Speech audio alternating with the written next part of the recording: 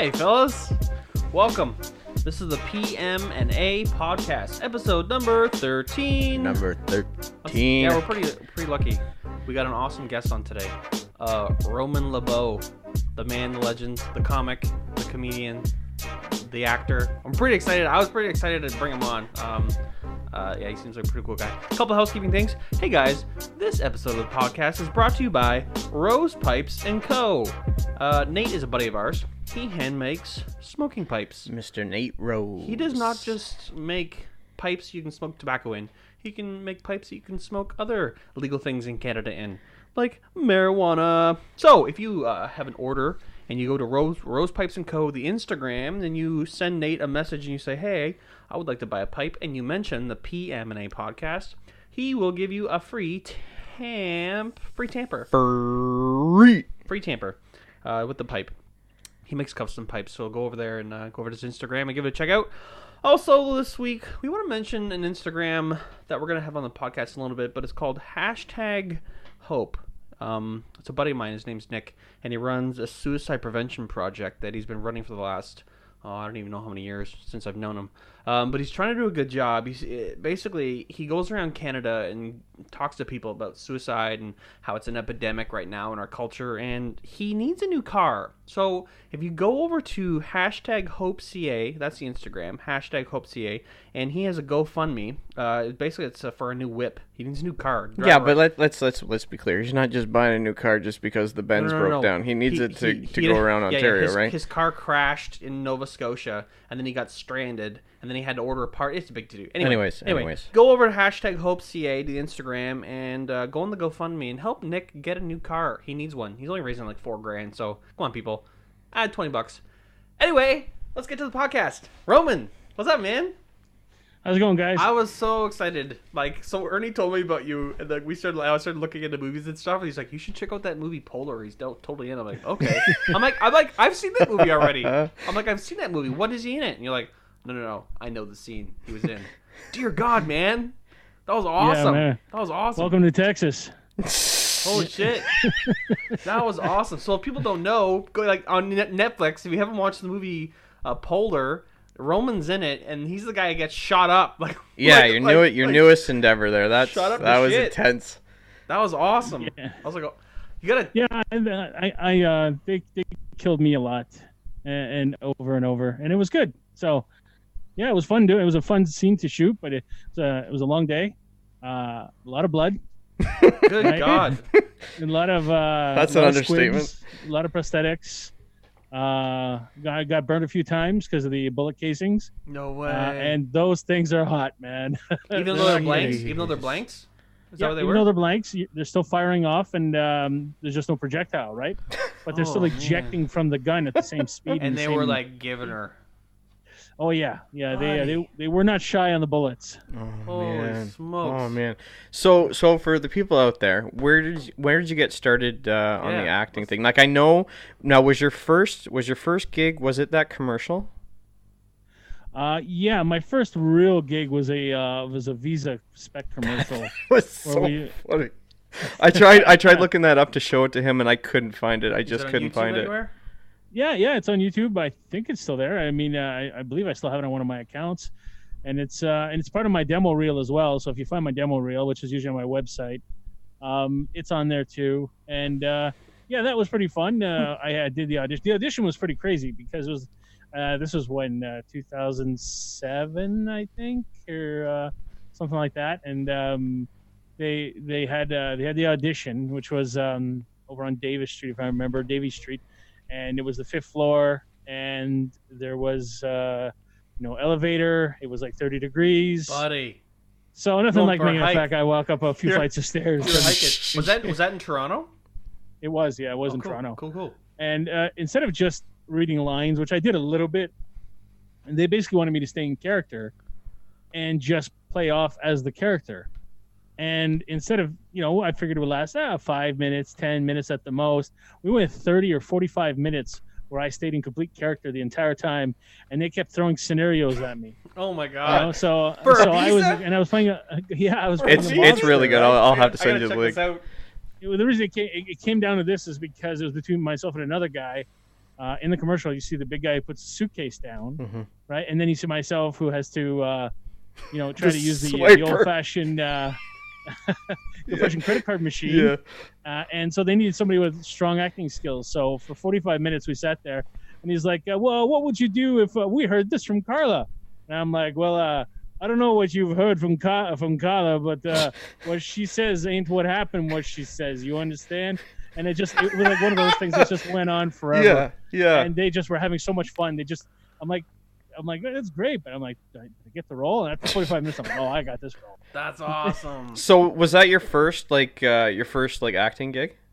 I believe it was. I did that, and I did end up on a couple TV shows, Breakout Kings at one point. Yeah. And Silent Hill 2. Oh my God. And then Defiance, and that was a little later on. I did Defiance, the TV series, where you do entire scenes, you shoot for all day, and then in the end, they either cut the whole thing or cut it down to like 10 seconds. That's the nature of the business. That's the way it works. So there's cutting room floor of like I die in everything. I was just about to say that. I'm like, your demise always tends to be the same, eh? Like, especially poor large Marge. Poor large Marge, Lumber, in Breakout Kings. He didn't survive, and of course, the most recent one, which was known as, well, his name was Donald, but before that he was known as Pixie. And before that he had like 7 names, I don't know, and then by the end they just said it by calling me Donald. And a lot of my all my characters don't survive. I did survive Defiance, but I actually did film my death scene. They just didn't use it. They didn't use it? Oh, that's hilarious. That's funny. Oh man. Yeah, so far, and I mean, like, I'm not complaining. I mean, if you need somebody to die, give me a call. Give me a call. So what inspired you to get into that? What was that? What inspired you to get into like acting? Oh, acting. I've been wanting to do it since I was a kid. From sitting in front of the mirror in the bathroom doing my own toothpaste commercials when I was 6 years old. And it was like, the creation, which was like, you take the glass of water people used to hold the cup of water, or just a cup that they used to hold their toothbrushes back in the day. And then you would fill it up with like mouthwash, toothpaste, all kinds of stuff, and go, this concoction, and I try to sell it to myself in the mirror as a commercial. That's awesome. It tastes great. Too much effort in, but I've done. I don't know. I was good at accents my whole life, so I always did it for fun, for myself, to kind of just for, as they say, shits and giggles. Yeah. And finally, the whole idea of the acting industry was kind of like a mysterious veil around it, right? It's kind of like it's kind of hard. People don't really understand how it works, what it is. So I had a neighbor, Tony Mailer, who is still an actor, who he ended up by being my mentor, and he ended up by saying, like, look, you really want to do this? This is what you do. Go here, do this. And he sent me over to a background agency. And he says, if you want to know what it's like on set, become a background actor. See what happens. Watch everything that happens. You're going to see what happens with the principal actors, the background actors, costume, craft services. You're going to see how it all works. And you're going to see if you really like it, because it's not glamorous like you think it is, right? It's a lot of hard work, and sometimes it's really, really tough on you. So I said, okay. Yeah. So the first time I had a commercial, they're like, okay, we need you to do background work, bring 3 changes of clothes. They'll figure out what they want you to wear on set. All right. Be there for 9:30 p.m. I think it's going to be a 2-3 hour shoot. Whoa. It's a night shoot. Okay. All right. That's fine. And we get there, and they're like, oh, no, you were misinformed. It's a 12-hour night shoot. We're shooting from 9 p.m. until 9 a.m. And it was one of those early July days where it was super cold, like as if it was winter, 1 degree, 0 degrees. So it was super cold, and the commercial called for like people standing and sitting in cars and getting out of cars during a rainstorm. So we were being rained on by the rain machines while it's freezing level. Like, it was the most miserable experience I had ever been through. And for what end? 12 hours. For what end? What's that? For what end? It was some car commercial. And in the end, they ended up by putting everybody out of focus. and they only showed the principal actors. They didn't show anybody else. No way. So I went back to Tony and I was like, this is like, that was horrible. I never want to do that again. Like, not that. I want to do what the two actors were doing, like the two principal actors. Yeah. He's like, okay, now you know what you don't want to do. Oh man. Now let's work on what you do want to do. And he's like, okay, we got to find you a coach.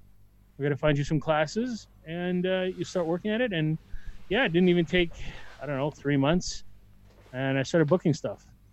Man. Because I got a unique look. I'm different than most people look. I'm a big guy, so I get less roles per year, but the one I get are usually pretty fun. Yeah. So yeah, it was good. It's just constantly working my craft, constantly taking classes. Doesn't matter what level you're at. A lot of people think that the great actors are like, well, they've made it. They don't have to do it. No, like right off the bat. Gene Hackman was filming a movie, and he met, I think it was he met my acting coach in like New York. He was flying from LA to New York because he had heard about this great acting coach, and he was going to do an acting class with him all weekend and then fly back to LA. Mm-hmm. This is Gene Hackman. Jeez, man. Right? Yeah. This is like one of the greatest actors at that time. Yeah. Before he retired. And he's like, well, why are you doing this? You're Gene Hackman. He's like, you just can never stop learning because it's important to keep working it. So, yeah, man, we all put in the work. And I really liked him in that Will Smith movie. What was it? Enemy of the State? Enemy of the State, yeah. That was a great movie. I've seen that movie probably, and that's not an exaggeration, 97 times. Buddy. So you like movies? You're a movie guy, eh? Wow. You're a big movie buff? I am a movie buff. I have seen a lot of movies. Yeah. That movie in particular, when I had no money and I was going to college, was one of 10 VHS tapes I had. And yeah, I did just say VHS tapes. Yeah. That I had in my collection, along with Armageddon, which I watched so much. I couldn't afford cable. Mm. There really was no streaming services. There was nothing like that. Yeah. So if you wanted to watch a movie, you'd watch the same movies you always had. Yep, so VHS, I watched Armageddon so much that we literally wiped out the audio on the VHS. No way. Yeah, I think it's probably 200-300 times. Man. Oh, yeah, I remember as kids going to Blockbuster on a Friday night, getting a VHS. Yep. And like you go to the one row at the back that has like all the popular new releases. You're like, is there anything behind it? There's one left? Like you run in the back there on a Friday night. All the good ones are taken. Yeah. All reserved. Yeah. Well, look, man, it's not things haven't changed that much. I mean, there's still a Blockbuster out there. Yeah, A1. Wasn't it in There's just one left. Is it in Canada? No, I think it's in Oregon or Seattle or something like that. It's in the left coast, and it's the last one. So now it becomes a tourist spot. Yeah. People are just going there. Was ours always Blockbuster? Or was it Jumbo at one time? We had a Jumbo one as well. Like there were two of them. The elephant thing? Yeah, wasn't it the same spot? No, it wasn't. It wasn't the same spot. So you're from originally Sudbury, right? I think I was reading that. Oh, did it go? I think I just went frozen on us. You have to recall him. Give him a recall there, Ernie. But I was doing some research on some of his movies, and I think he's originally from Sudbury. I'll have to ask him that. But the guy's been on. I want to ask him more about Polar. There's some pretty cool actors on Polar. There's the one guy from, it's like a Apocalypse or something. He's the main actor in the movie. Yep. I'm going to have to ask him that question. But so far in the podcast, everybody knows. So when we're going to be doing new podcasts, sometimes if people are far away, we're going to do like Skype and stuff. So we've had a pretty successful couple ones. So far, like we had Nate Rose come on, the guy with the pipe guy came on. So if anyone wants to come on the podcast who's far away, we're still working out the kinks, but it's a really cool way to get people on the podcast, from Skype and stuff. And it's an interesting way of but like we've been messaging some pretty cool people to get on the podcast, but sometimes it works, sometimes it doesn't. Right now we're just waiting for Roman to come back on, but man, what an interesting guy so far. Yeah, and like I'm really interested this year too, like interactions with some of the people that he's dealt with. Like it's just there's some serious like wow, specifically on that serious one movie. Eh? Like so, people need to go on Netflix and go check out the movie Polar, because like for real, it's like not one to go and sit down and watch with like the family kind of thing, but it definitely is one to like go check out. He has a really interesting scene. I'm pretty sure if you saw the movie, you know the scene that he was in. It's he just basically like gets at the plot of the movie is actually I'm not gonna say the plot, but the whole point of the movie is basically there's this assassin and he's like retiring, but the assassin company doesn't want to pay him out his retirement fund, so they're going around and they're assassinating all of these like old assassins and stuff, and they're trying to like hunt them down so they don't have to pay out these fees. Sorry, Yeah, what are you saying, Ernie? Yeah, no, yeah. I'm sorry, what did you want me to... No, you're good. You're good. Yeah, good. So, and that's basically... And so the plot of the movie is, oh, he's back on. We got it. He's on. No, can you hear us? I'm continuing talking. I know you maybe can't hear us. Kind of lost you there for a second. Yeah, I can hear you now. Yeah, we're good. We're good. I was keeping that train rolling. Don't worry. Oh, man. So, I guess we were just, as we left off, I was going to ask you, so Polar... There's some pretty good actors on that movie, like Catherine Winnick. Did you ever meet any of the main actors when you were on the set? No, but I did. So Mads Mikkelsen, the lead actor, he had just wrapped the day before I showed up. Yeah. Right. So I didn't get to meet Mads, but I did get to use his trailer. Oh, nice. That's pretty hip. Nice. Everybody got like a regular trailer, a little room, and they've been acting on this movie for months. I showed up, and I get a motorhome. Sweet, Oh, wow. man. So you got like the They're main like, actors. Well, we just felt you'd be more comfortable in here. Like, yeah. Twist my arm. Twist my arm. So yeah, if you notice in the movie where I have to throw a drink in his face, and from then behind, right? Yeah, from behind. I'm throwing chips and stuff in his face as well. Yeah. Mm-hmm. So while shooting them, it was, made for great cinematic stuff, and they got to blow it all up. But while I was throwing it in his face, it was leaking down the chair right down my backside. Oh. And then I was throwing hickory sticks, as you know, the julienne chips, right? Yeah. And those are salty, and they're kind of, they're kind of long lengthwise. So those all ended up in my shorts as well. And then with the drink, it just made them soggy, salty. Oh man. So yeah, it was. Man. Let's just say, on lunch hour, everybody's like, "Let's go have lunch together." I'm like, "I'm going to the motorhome and Just having a cleaning shower. out my butt crack." Yeah, you were a pretty bloody mess, even from the shoot. So I couldn't imagine with all those chips and stuff. That just added to it, man. Yeah, that was I posted some pictures on Instagram. I did at see Facebook. that. I did see that. So if you want to look me up on Instagram, I'm at the Roman Lebeau, and I've got some pictures posted. And every time I post one, somebody goes, "Oh my God!" It's like, yeah, it's pretty bloody. Yeah, well, we have that. I posted that on the Instagram over the last couple weeks, building up to it. So hopefully people can jump on there and give you a follow and check out your stuff. That one of the aftermath of you with your buddy there. The co-actor there yeah. who's shooting you. It looked like a bag of flour and a bottle of ketchup exploded You got in front of you. antiqued with ketchup and flour. You got antiqued, yeah. Yeah, that was I was wearing the prosthetic at the time, because in order to protect me and also make it look like it was cavernous. Mm-hmm.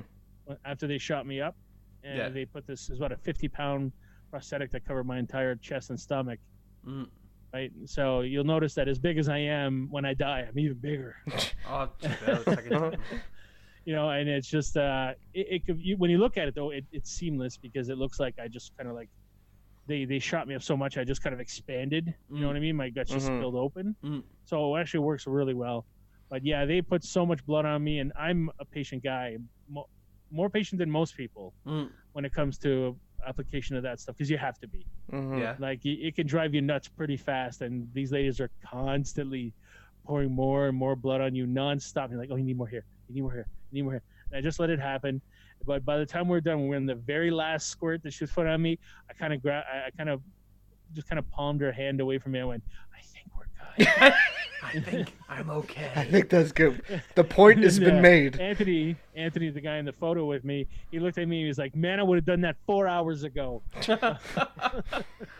Man, that's just such a cool, so, am I allowed to ask, are you got anything in the upcoming? Are you working on anything right now, or? Yeah, we've always got stuff in the mill there. It's working on different projects, different stages of development. So Yeah. I'm always writing stuff. I've got stuff, hopefully some theater stuff coming up that Cool. that I'm trying to work out. And a couple short films that I've started writing that I think would be really fun to do that could be expanded. Sweet, man. So it's but it's also learning the waters of when it comes to funding and all that and how to.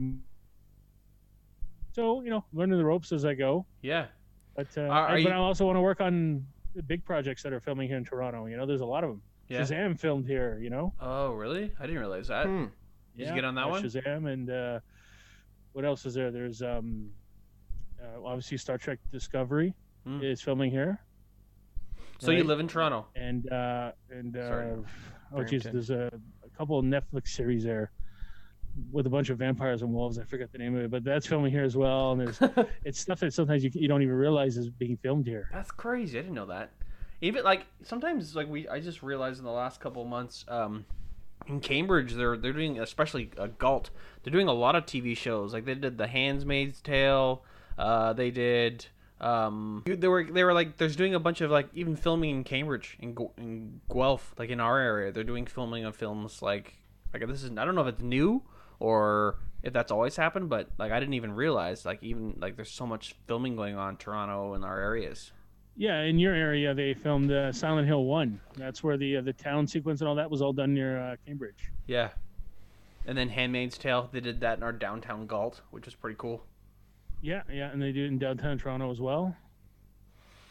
Yeah. And so there's always people snapping pics and putting it on Instagram. Yeah. Thinking that things have gone dystopian. They're just filming a TV show. Yeah, and, man. I'm up north. I'm originally from Sudbury, and they're filming up there quite a bit now. North Bay and Sudbury, because there's a higher tax credit, so they film quite a bit there. Higher tax credit? What does that even mean? Oh, it means that the government gives back a certain percentage that the production spends. So if you come here to Ontario and do your production here, we'll give you back I think it's 35% of what you. No way. Use uni when it comes talent wise, anyways. Wow. So 35% off our rates, right? And if you film up north, because there's not a lot of business up there, so they want to kind of attract people. They added an additional 10%. Right?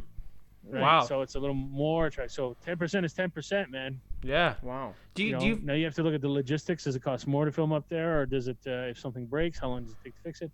But they've got a studio up there now, and things are rolling a lot better. Now I know I was reading I'm not a huge Hollywood buff, but for a while there was quite a trend. They're calling Toronto North Hollywood. Is that definitely a thing? Are you feeling that kind of vibe as an actor? You're hey man, there's more stuff happening. Yeah. There's it's definitely a massive market. It's I think it was $1 billion spent. Whoa. Last year. Whoa. Yeah, and just in the film industry, where the I think it's either the unions or the school. Or possibly the steelworkers. I'm not sure, but we're the highest employment industry there is in the province. What? We employ a lot of people: sound people, crafts people, set builders. So the industry itself generates a lot of work for a lot of different people. Yeah. Because so when people go online and they decide they're going to steal a movie, they're like, I got it for free, I won. Well, people tend to justify it by saying, hey, this, the lead actor made $50 million. Oh, okay, but the sound engineer made 30,000. Yeah. And there's a lot of those guys compared to the one guy. Yeah. So that's why it's important pay for your movies. Pay for your stuff. I always do. Yeah. Because there's or movies for myself, it's because people put a lot of work into it. It's they don't really see it till they get something stolen from them, and then they're like, I was robbed. Oh yeah. Yeah. How's it feel? In the end, all the money comes back. That definitely. I wonder if is so. Knowing how much money it's just streaming places are making, and knowing how much money places used to make of people going out to the movies, people can buy those what are they called, Android boxes or something, and they can just stream the movies, but they're watching someone's shitty camera, you know what I mean? Is that's got to be cutting money, for real, right? Yeah, and that's the other thing too, is people don't really buy the DVDs that much anymore, but the DVDs always came with a whole bunch of special features, Yeah. which you're not getting on the streaming services. Mm. You know, sometimes they'll put some stuff up, but for the most part now, a lot of it ends up on YouTube, and they hope to monetize it that way. Mm-hmm. You know, but you know, once in a while, I'll still go buy a DVD every once in a while, pick something up, get a Blu-ray. Yeah, if it's something like it's good. like an Avatar or something that you want to be able to see like in true HD. Yeah, it comes with even more footage than that's longer than the actual movie itself. Yeah. Those are always fun. I've watched movies over and over to the point where my brother was like, "Are you watching this again for the millionth time?"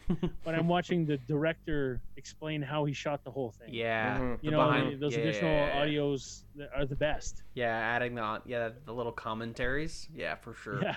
Those are awesome. Yeah, they don't do that much anymore because most people don't buy DVDs. But every movie for a while, they sat in a room, you know, with some of the actors and the director, and they just talked about how each shot was done this or they why they shot that. And it's you know, as a film buff, it's that stuff was great. A little behind the scenes, kind of like chatter. That's pretty cool, man. Yeah, because you don't know, right? Or why did the director pick this, or why did the director pick that? And it's like in End of Days, like there's this at one point there's this restaurant. I think it's called Schultz. I'm gonna be wrong on the last name, but that director puts that in every movie he does. What? Yeah, that name, because it's his wife's maiden name. And stuff you wouldn't have known without watching the actual thing, right? Yeah, the actual like behind the scenes commentary. He can kind of like add that up after the fact. Oh. Yeah, that's kind of cool. Yeah, man. so you're like, oh, there's Schultz again, and then in a different movie it's it's an apothecary, and another movie it's a deli, and you know what I mean? Like they just kind of throw it in, or it's a delivery service, or you just start looking for those little like secret things. Yeah, and then you get to know a little bit more about the director, and you understand kind of like his style. And so as an actor, when I watch stuff, like if I'm auditioning for stuff, if I can, I try to at least watch one episode of what I'm auditioning for, so I can understand the tone, you know, so I can understand what kind of show it is. Like if I was auditioning for, let's say, a show that's no longer on anymore, Rookie Blue. Yeah. Well, is it you know, Brooklyn Nine-Nine? Is it what am I auditioning for here? You're like, it's a cop show. Well, what kind of cop show? You watch an episode, you get the whole vibe. feel of it. So then when you go in and you audition, where you should be hitting as an actor. Yeah. You know, that's where your training comes in, but you got to do your homework, and you got to watch TV shows and movies or anything you can to kind of get an idea. So who's your favorite director to watch, not to work for? Because I guess you can ask that too. But who's your favorite director to watch? I've got a lot. Top 10, top 5. Sorry, maybe top 5. Top 10. Top 2,000. We got time. Top 2,000. Well, honestly, and that I got the Defiance gig. Actually, was Michael Nankin, and he directed Battlestar Galactica, and like most of that's his style, you know. And then you mentioned the guy that you were working for was one of your favorite directors. Yeah, so Michael Nankin, that was a fantastic director. Actually, he helped he convinced the producers of the sci-fi TV series Defiance, large woman, and he we should go with an androgynous person and convince them that I'd be perfect for the role. Happens. There's no director who's, you know, it rarely happens. I shouldn't say never, but it rarely happens where somebody will written. So that was great. And like I said, I like the huge film noir fan, right? So you got Hitchcock. Yeah. Did Psycho, who everybody was like, that's amazing. The soundtrack was amazing. It scared me. And he was cantankerous guy that the next movie must be even more amazing. Stick it to people. He was like, okay. No soundtrack at all. No music. Are you able to turn the video off on your end, Roman? Because you're like it's coming off robotic a little bit. Let me see here. I think right at the bottom there it had a video. There. All right. I'm gonna try that and see if that'll clear it up Sorry. a little bit. Sorry, man. You were talking about the film noir thing. Keep talking about that. Sorry, you cut out right when you were talking about that. One of my favorite genres is movies is called The Key, and that's with Humphrey Bogart and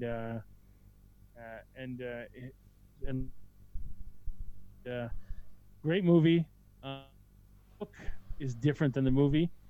They didn't like the book, the way it was written, and Bogart just sat there and rewrote the entire play, and made it into a movie. And it's something that stands on its own. It's fantastic, but because it's actually just the movie version, and so you just have to enjoy it the way it is.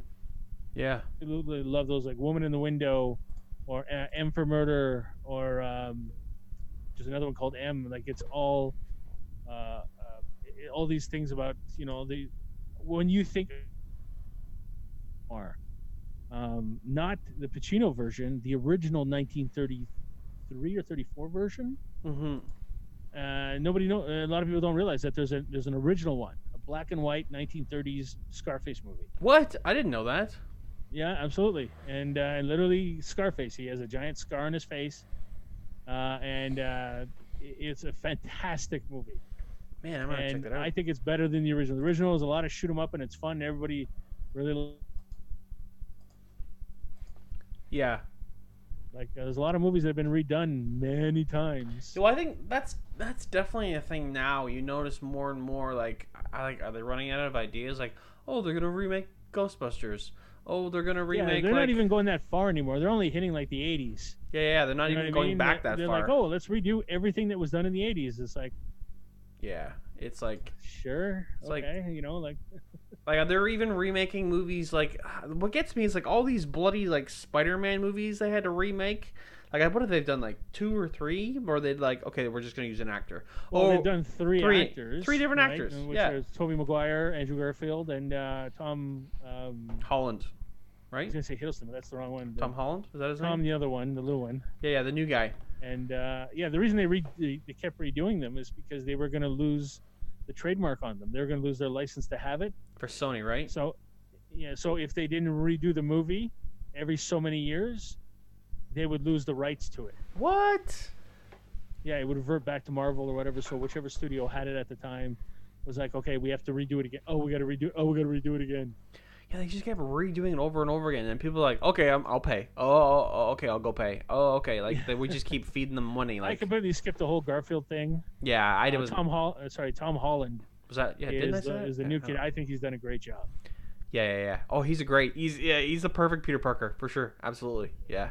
Yeah. I'm excited for the new one. Isn't it like Spider-Man Goes to Europe or something? Or I think something like that. I think that's Vacation you're talking about. Yeah. Isn't it? Isn't the newest something like that? But he goes to Europe. Spider-Man goes to Vegas. No. And This Spider-Man isn't Christmas Vacation. This isn't fucking. And Spider-Man goes to jail. Listen, no. But it's like the Spider-Man goes to Wally World. The newest one, he goes to Europe, doesn't he? I don't fucking know. Anyway. I'm not. Do you keep up with the Marvel stuff? Are you on? Are you keen to watch the new one with Captain Marvel or whatever? Are you watching these ones or? Oh, the new I like the the Avengers movies. Mm-hmm. Those are great. Mm-hmm. The one-offs like the Captain Marvels and all that. I don't know. I haven't had a chance to see that one. I heard mixed things, but it could be good. I don't know. Like I said, I haven't seen it. Yeah. But like a Thor. Mm-hmm. It took a while to kind of get Thor up to speed. The first couple ones were kind of like, They were pretty slow. Listen, I like the first one. and then now Thor's kind of dialed in. Same thing with Captain America. Mm-hmm. Yeah. Mm-hmm. Like Winter Soldier was great, and then Civil War was great, and then we have Infinity War, which was fantastic. Mm-hmm. We're really getting to a point where you see Cap as a really gritty, different type of person. He's like he's not clean anymore, kind of. Language. right. Yeah. Yeah. I'm stoked for the character development. Did you see the trailer for the new one? Endgame? Yeah, so good. I did, but you gotta be careful. Why? The Russo brothers are very smart. Yeah. And the majority of that trailer is all fake. What? Yeah. What do you A lot mean? of those scenes you're seeing are not in the movie itself. They've been quoted as saying, man, that they have a lot of footage that they have, that they didn't use in the movie, and that they want to do something different with the trailer that has nothing to do with the movie, but it's its own thing. No It gets you way. excited to see the show, right? Do you remember the original? The part one, where they show they're in Wakanda and everybody's running towards the beasts, Yeah. Yeah. right? Yep. And the Hulk is there. Oh, the Hulk wasn't there. The Hulkbuster was there. Yeah. They did that. The trailer for the first part was full of inaccuracies. This one apparently is even worse. Like they're thinking 90% of it is not real. Oh my Like, gosh. I've watched a couple guys talk about it, and they're like, even they've said it themselves. They've had interviews, and they've said, yeah, like no, that's flat out. That's not true, or that person's not actually there, or oh no, we don't know, or they said Loki's dead, but you never know. No, they confirmed he's dead, but Yeah. you never know, right? You wait and see. So Well, because like you see these YouTube videos, like I work with these kids, and they're just hooked on they watch the trailer, and then they watch these people who analyze the trailer. They go piece by piece, like they look at all the little dynamics and all the little scenes, like, oh, so this is gonna be coming up, or this is gonna be coming up. So like they're totally just screwing with us then. Absolutely. That's I've awesome. watched those videos too, but I've also seen a couple guys who are like, they went to the Marvel investors meeting where they got to see a different extended version of this new trailer that just came out. There were additional scenes that you didn't see, like Tony Stark being in like wearing the white outfits when everybody's walking. Yeah. Shows up there, and there's a few other scenes. But that's when they kind of admitted that like most of this is We're just screwing with you. Wow. it's just to get people excited, and they think what happens is people are so busy analyzing the trailers, they're trying to guess the plot of the show. So the Russos were smart enough to make the trailer that's still entertaining. Avengers, right, and still gets you excited. It makes you think you figured it all out, and then you get there and the movie's completely different. Oh man, that's awesome. That's smart. And that though. way the That's movie awesome. is completely not what you expected, and you had a great time because you're like, instead of walking out going, well, I figured that part out. Oh, that was so obvious. Yeah, we're gonna figure that out. Because people watch the trailers. The trailers are getting to be too much. Yeah. So they're just like, well, why not make little mini movies with the same characters, but different stories? Like they don't. One guy actually said the whole scene where he's talking to the helmet and he's recording that Pepper Potts thing. Yeah. They don't think any of that is going to be in the movie. Well, we're all like that's like the first thing we all saw when we watched that first trailer. Like we're gonna be like, wait a minute, that wasn't even in the movie, man. Like what's going on here? Yeah. That's Well, pretty they think awesome. for part two, they think that scene's not going to be in it. But That's awesome. who knows? That's awesome. We won't know till we watch the movie. Yeah, I can't wait. That's gonna be cool. Isn't that like a couple months? Is that It's in April 27th, I think. Oh man. So it's coming out That's next awesome. month. They pushed it up a month. Didn't Captain Marvel just come out? A couple weeks ago. Yeah, and she's going to be showing up in this portion of the movie. So what did you think of Aquaman? I didn't get a chance to watch it. I'm a big fan of Jason Momoa. I like him as a person. I like him as an actor. He's a really kind guy. He's got a big heart, and so it's a dude I'd like to work with one day. You ever met him? I've never met him. No, I've never met him. But like it's funny too when you hear them talk about when they come back to Toronto. Like even Zachary Levi, who plays Shazam, they did an interview with him and they asked him, they're like, "Oh, you filmed here a few times." And he's like, "Yeah, I've been lucky to come here quite a few times." And now he has his own little clique here in Toronto.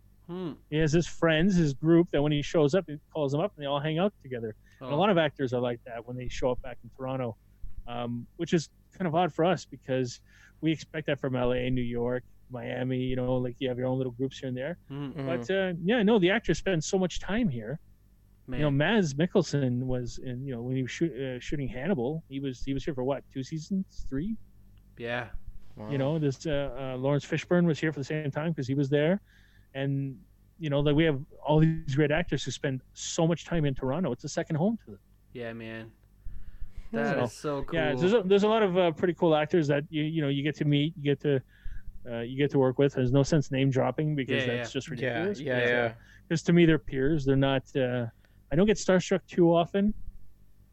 But I think somebody who would probably set me back a step might be somebody like The Rock. Oh, really, Dwayne Johnson? Yeah, Dwayne Johnson. Yeah. Wow. That would be somebody I might take a step back and go, "Oh, but you're The Rock." Oh my god. Because I went to WrestleMania, what was it 14 when him and Hogan fought? No way. When I was when I was younger, like, and I wanted to go to WrestleMania 7, I believe it was, where it was Hulk Hogan and Ultimate Warrior. But I couldn't go to that one. But the other one came to Toronto, right? I think they were both in Toronto, if I'm not wrong. But anyways, I got a chance to go watch that one, and that was fantastic. That was a great entertaining show. I don't really follow wrestling that much, really anymore. I don't. Yeah, me neither. But it's something that was fun when we were growing up, and I do have my own share of wrestling belts in my house. we were just talking about this before the podcast. Yeah. Ernie and I don't know if you heard the last podcast. Our buddy Mike, he's kind of like, he has a really good friend who's involved with the CWA. It's like a Canada wrestling. It's like an underground one. Oh man, like I went to one, and so he knows one of the promoter guys, like the character promoter. What's his name? Tex Lexus. And we want to go check out a show, but like I went to one, it was awesome. Even for like, it's like, you're paying $20 and you're gonna go there and see, like, but it's worth it. Like the guys are literally slapping the heck out of each other. Like it's incredible. You know what? It reminds me of that down south wrestling. Where we used to watch it on TV. There's like these. They were like in a bingo hall. Yeah, and it wasn't very big at all. That's They exactly. would do these shows for like the locals, and the locals would like just get right into it. And I used to look at them and go, "Why? This isn't the WWE. Why are you getting so excited over these local yokels, right?" And no, then you get to realize, no, it's just fun. It's so much fun. It is so much once fun. you get, especially when you get invested in it, or you start identifying with it, you're just like, yeah, this is a fantastic time. So art in any sense to me, again, wrestling, it derives from, it came from the circus, right? Right. Yeah. It was one of the ways to entertain people at the circus. So, I mean, it's all entertainment. Yeah, man. And so I absolutely got a lot of respect for those guys, because they have to add a physicality to it. And the acting. It's, Yeah. Yeah. Exactly. Some of them, they're a little schmacking. Schmacking, is that what you call it? But for the most part, they put in their time, but it takes time. It takes time to get good. Yeah. And the Rock came out and he did his thing, but he was Rocky Maivia when he came out. Nobody cared. Wasn't his dad a wrestler? That was a thing, right? His dad was a wrestler as well. His dad and his grandfather, Chief Chief Maivia, I believe it was, and he's got this 3 generations. He was also, The Rock also played football in the CFL. What? I didn't know that. Yeah. I think he played for. I might get this wrong. I think he played for the Rough Riders. Played 2 games, then he got cut. And actually, if you go on The Rock's Instagram page, there's one part where he tells this whole story about how it changed his life, and he's looking over the Vancouver Vista and he's talking about it, how Vancouver changed his life, and Vancouver or Calgary, whichever one it was, saying how it changed his life, because he played 2 games and he got cut, and he was like, "What do I do now?" What do I do now? Now and he's like, he had to go back and figure out what he was going to do, and that's what led him back into wrestling. What now? Aren't they saying like every movie he's in, it's like a blockbuster hit? Like, that's the thing, right? Mostly, yeah. He doesn't have a lot of misses. Right now I think he's still filming Jumanji. That's been filming for a while. The second one. Yeah. Which is it the second one? Is that what it is? It's the second one. With yeah. Jack So Black. he's filming that with Jack Black and I don't know. Kevin Hart. What's her name? Yeah, Gillian there. The lady from Doctor Who. Yeah, I have no idea. I have no idea. Yeah, no idea. Oh. Sorry, buddy. Yeah, she's in Guardians of the Galaxy. Oh, yeah. I know who you're talking about. Yeah, she's a tall, redheaded lady, and she's Scottish, so she's fantastic. I love her. I loved her in Doctor Who. She was just so good as Miss Pond, and so she's great in this. And then was it not Chris Hart? Kevin Hart. What's his name? Kevin Hart. Kevin Hart. And so him and The Rock, when they do their Instagram off each other, that's what you call great comedy. Oh, when those two go at it, oh man.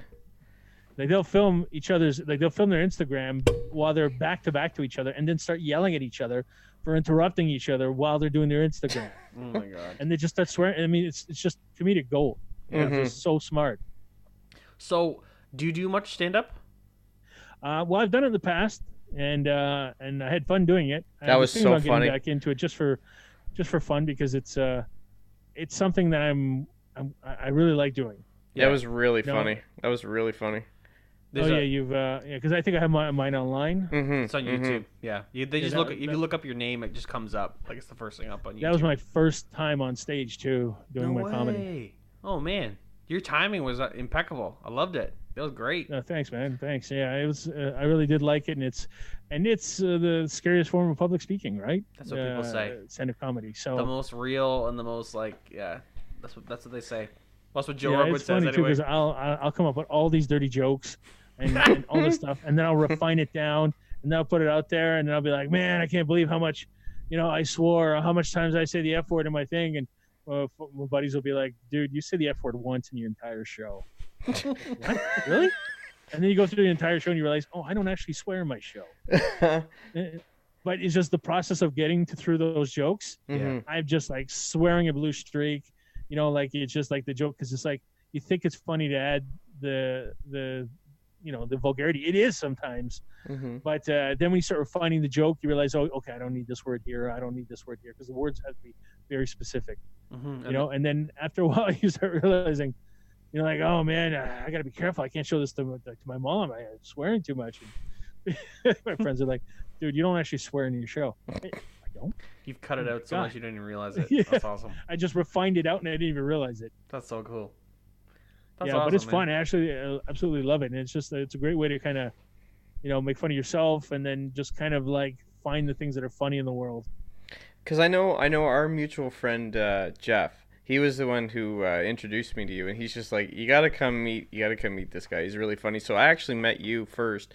We were, I think we were going over to hang out at your place, and you were playing football in, I think it was Scarborough for the Raiders, right? Yeah, I was playing for the Raiders. Yeah, the semi-pro, amateur, whatever league they want to call it. Yeah. It was fun.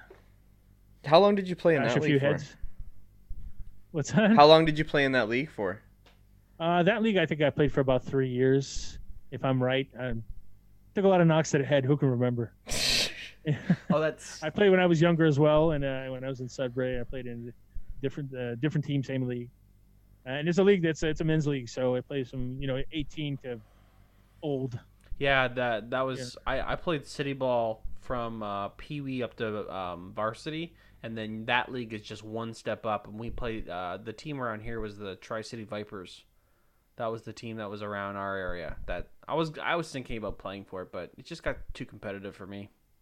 Yeah, well, we have guys on the league that were college people that were stars and didn't make it any higher. We had CFL player. We actually had a guy from the Arizona Cardinals.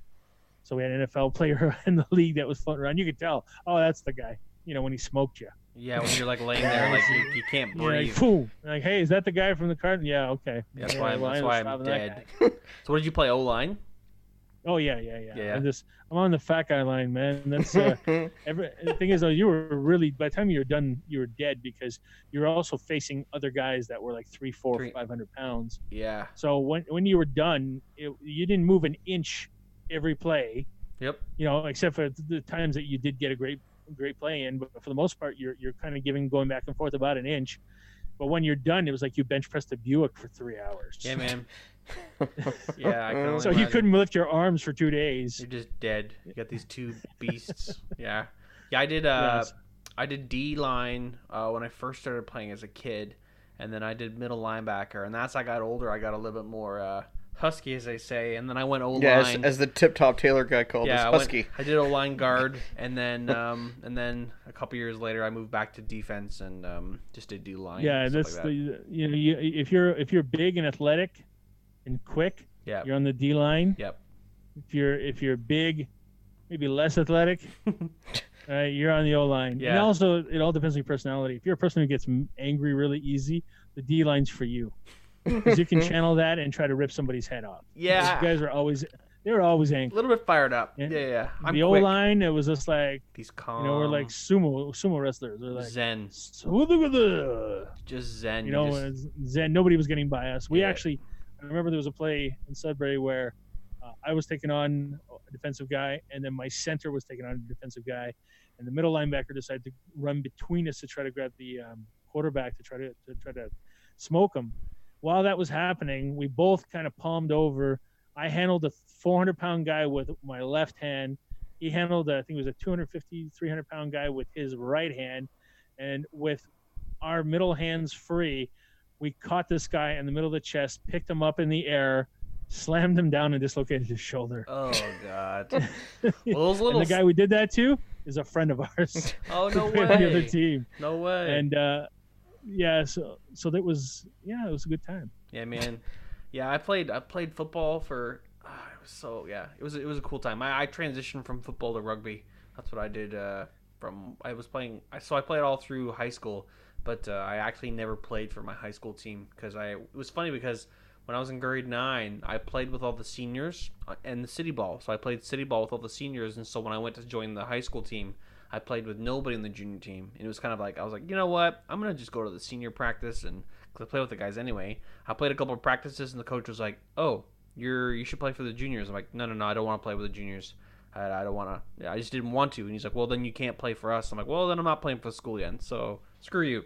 I just walked off. I'm like, well, I'm not playing for anybody then. You're not going to get my skills. Oh yeah, they really missed out. No, I don't know. No. I was pretty good, but then I played rugby for a season, so that was a lot of fun. A lot of running. Yeah, I nearly decided to try to walk on the Carleton University team. I had friends of mine that I played with in Sudbury that were on the team, encouraging me to like, dude, just come play, man. You know, like you're here, might as well make it happen. Yeah. It's like, nah, I had to concentrate on my study. I ended up by flunking out anyways because all I did was party and drink anyways. So, whatever. I knew overall that I wanted to be an actor, but it was just there was a lot of things that were preventing me from doing it, and that a lot of things in my head that were stopping me. You know, like where people didn't approve of it. Yeah. You know, so and after a while, I was just like, no, this is my life. I need to do stuff, and I need to be. You know, you got to do the stuff that you're passionate about, because when you're 95 years old, you're laying in bed, and you can't move, and you have all your regrets. You don't want the regrets to be the stuff that you could have done. Yeah, that's for sure, man. Mm-hmm. That's what's up. You gotta wake up every day, and you gotta live your life. You gotta live it for you, not for anybody else. That's for sure. That's right. Ernie understands that because he's been maced more than anybody I know. What? I've been maced. Yeah, you just gotta be careful with the ladies, Ernie. Well, I want to hear some of these stories. No doesn't always mean no. What? Oh, what? Ah! Oh, God. Oh, yeah, Ernie's been maced. You slick prick. Oh, my God.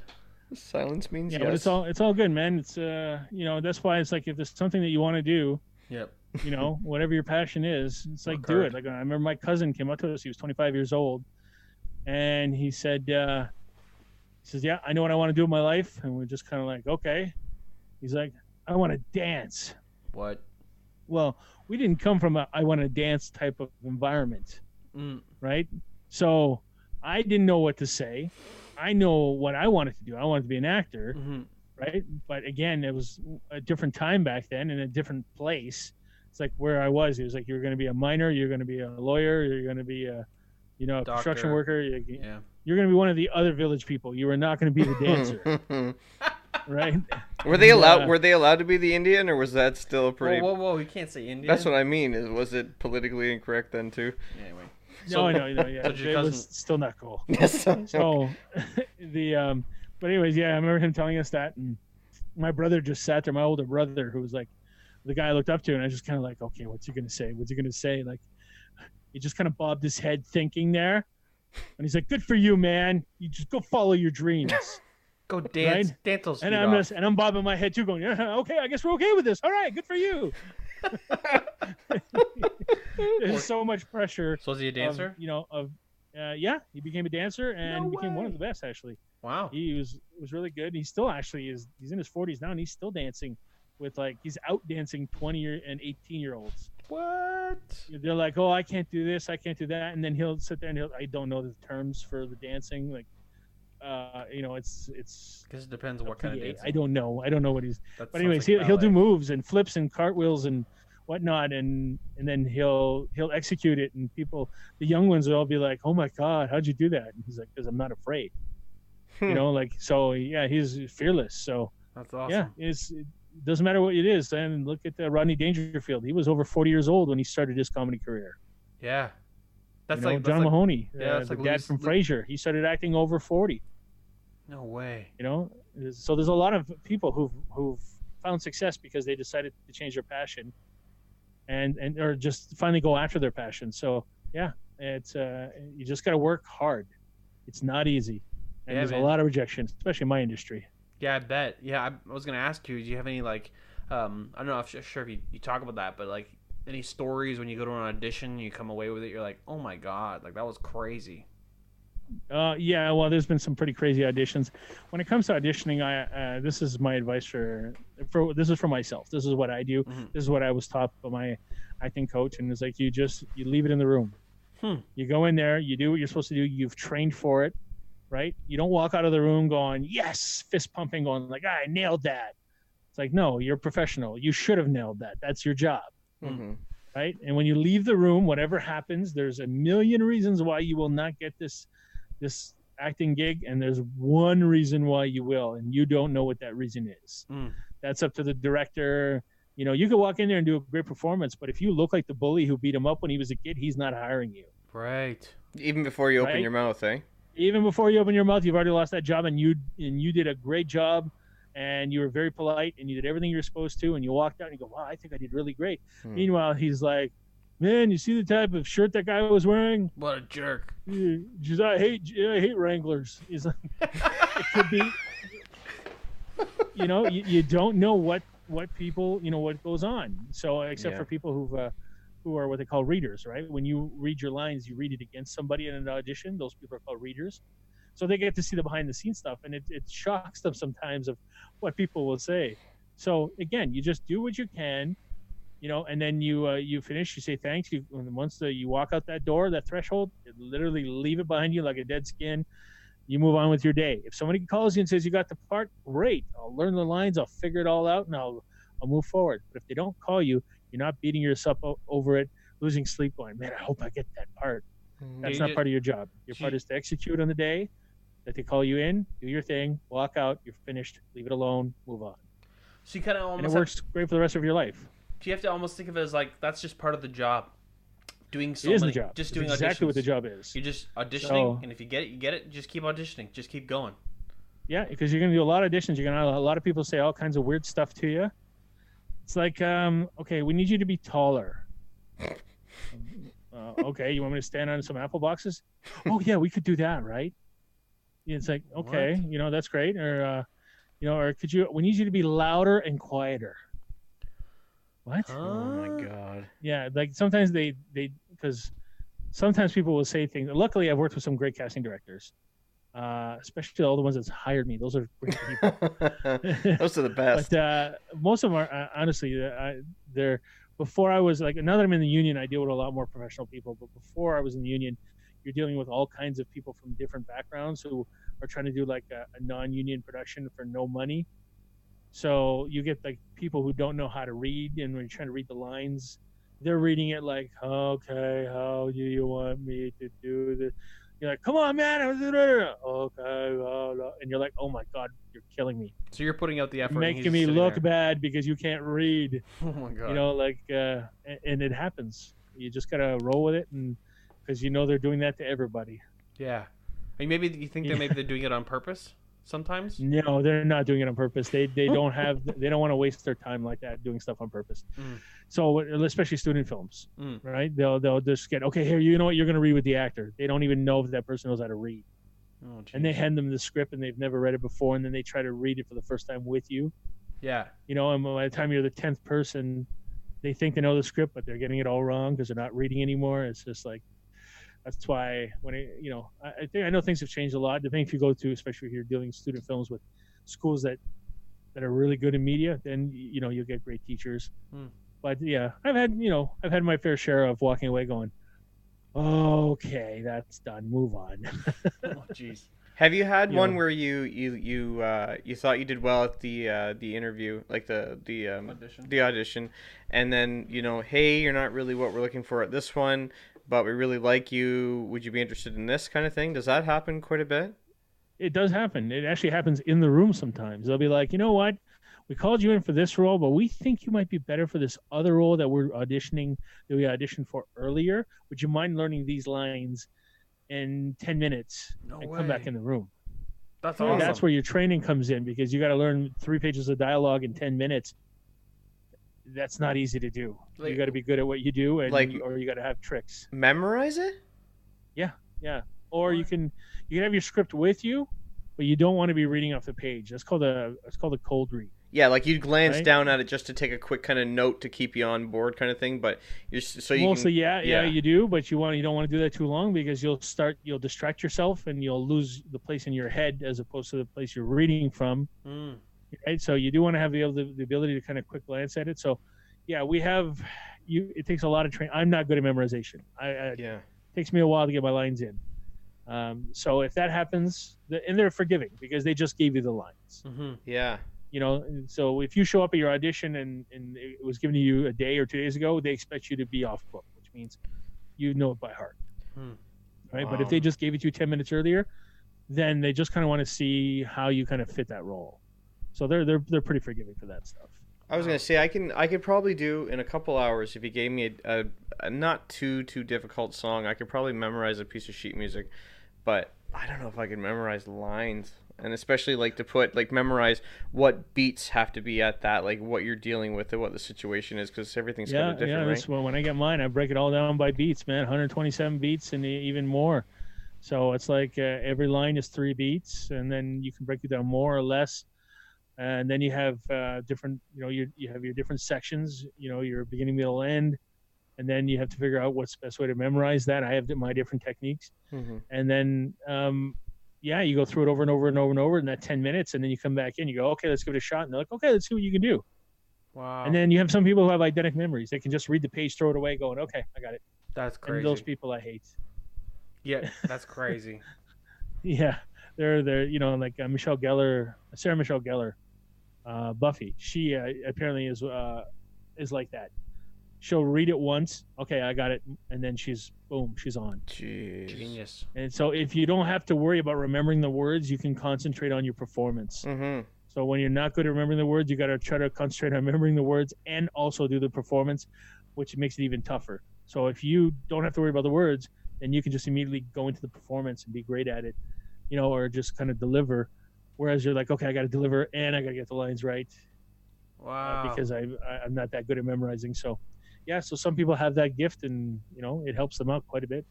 What is the union? Is it like, were you always part of that? No, you have to earn your way into the union. So Oh. you have to. It's changed quite a bit. It used to be based on if you're a minority, you needed 3 what they call vouchers. So you had to work on a union project where you were not union, where they allowed you to work, and then you pay for a permit, right? And then after 3 permits, you became an apprentice. So you had to buy your way after the first in. permit, you can become an apprentice of the union, Yeah. and then you would get 2 more, and you become a full member, and then pay the fee. If you were not a minority, then you'd have to earn 6. So there's still And a fee. There's still a fee for that. Oh yeah, every permit had a fee, and then the entry fee on top of that once you have all 6 permits. Oh. So it ends up by costing you overall, like each permit. Just like I don't even remember what it was costing me at the time. I think $400 or $500. And so I had to get 6. And the reason that minorities only had to get 3 was because they wanted to get more minorities into the union. So it was a fast track way for them to get in. And then the rest of us are like, okay, you got to get 6. And then afterwards they said, okay, it's kind of even now. So they revamped it, and now everybody only needs 3 permits. And but the entry fee is like, I don't know, insane, like $2,000 or something. Holy Jeez. cow!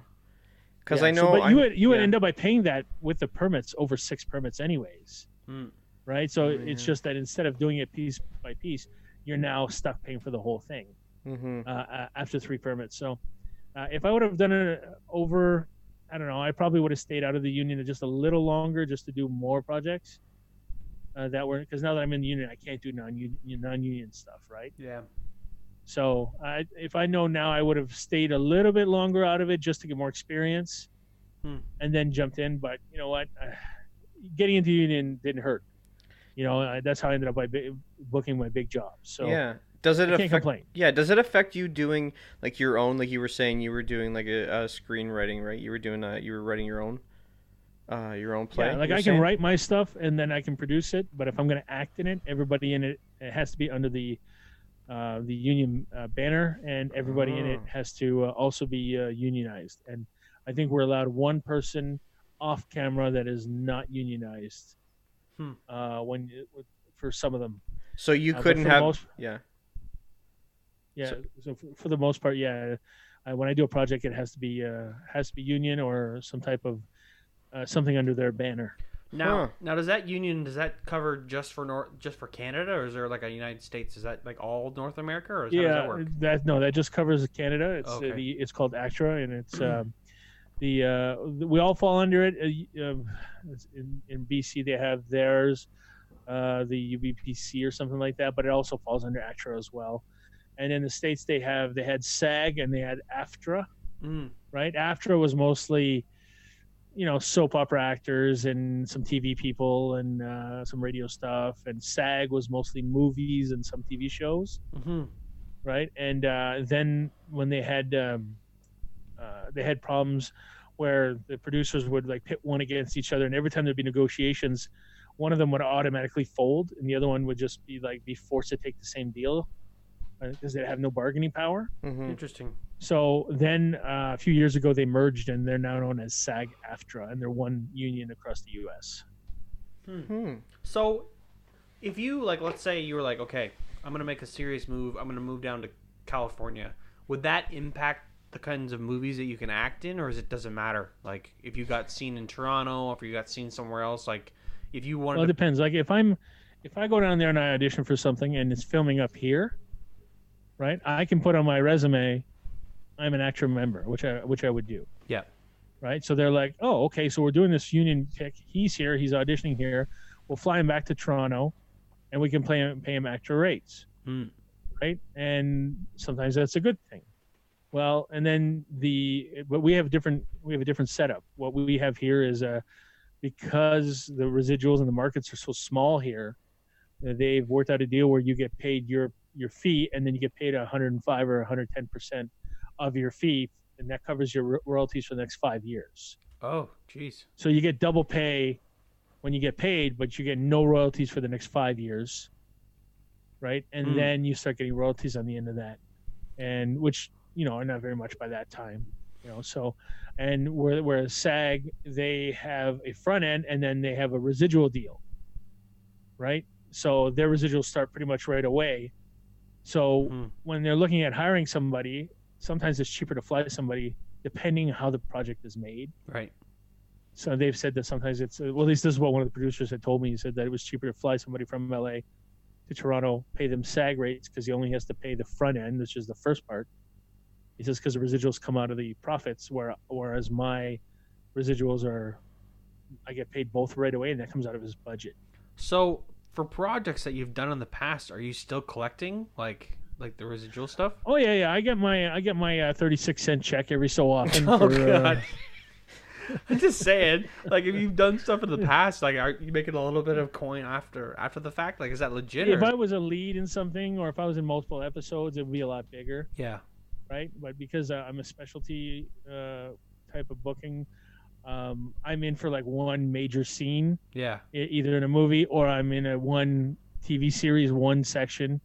So not much for recurring characters, because of the way I look, somebody would have to write something for me. Oh, I see what you're saying. So I'm just not automatic because I'm a big dude and I dwarf a lot of people on screen. Mm-hmm.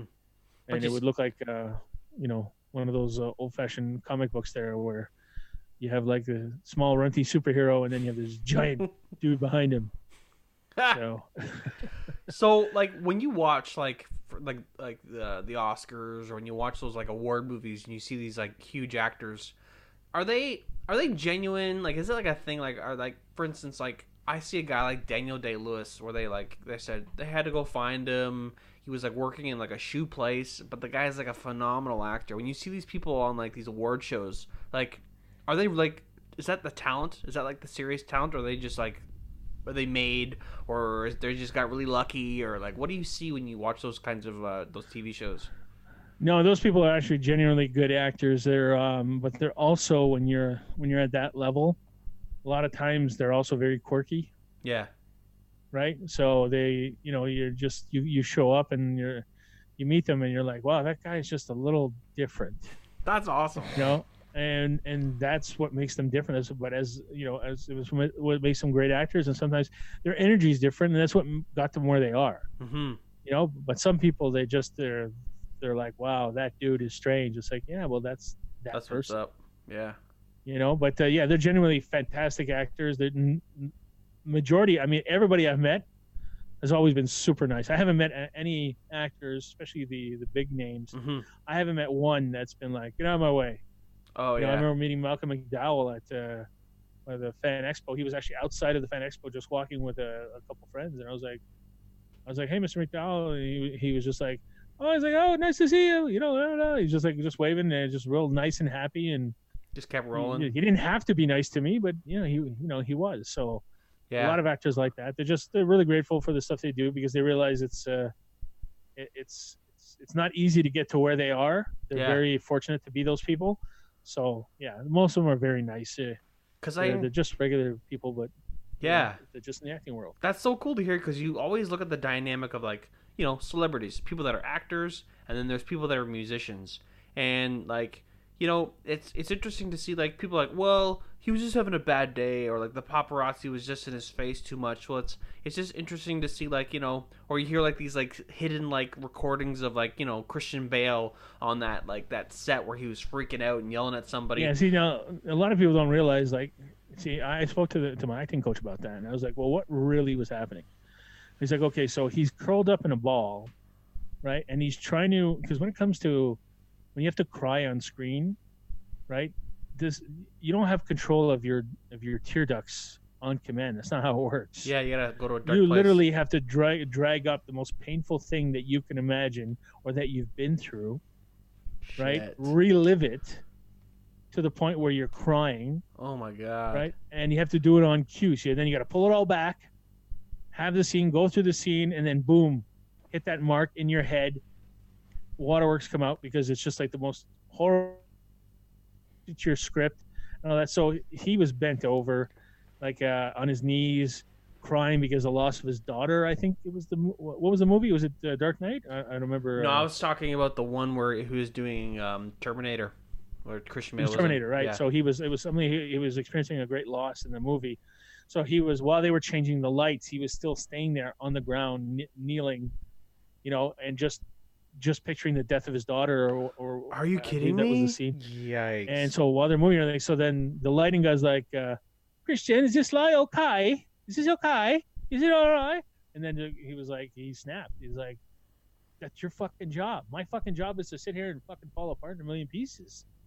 Don't fucking ask me. Go ask that guy. That's why he flipped out, because it's like you're balling up all this energy. You're trying to channel it. Meanwhile, some mook who should know his own job is not asking you. Yeah, ask the fucking director. The actor. So he fucking lost it with, I would have fucking lost it too. He apologized and they made up and all that like the same day. And He's just in the passion, right? Like, oh, he's out of control. It's like, no, that's just media blowout. I would have done the same thing. Like I got to get into a point where it's like I got to go to the depths of darkness. Meanwhile, I got like Shecky asking me if the lighting's okay for me.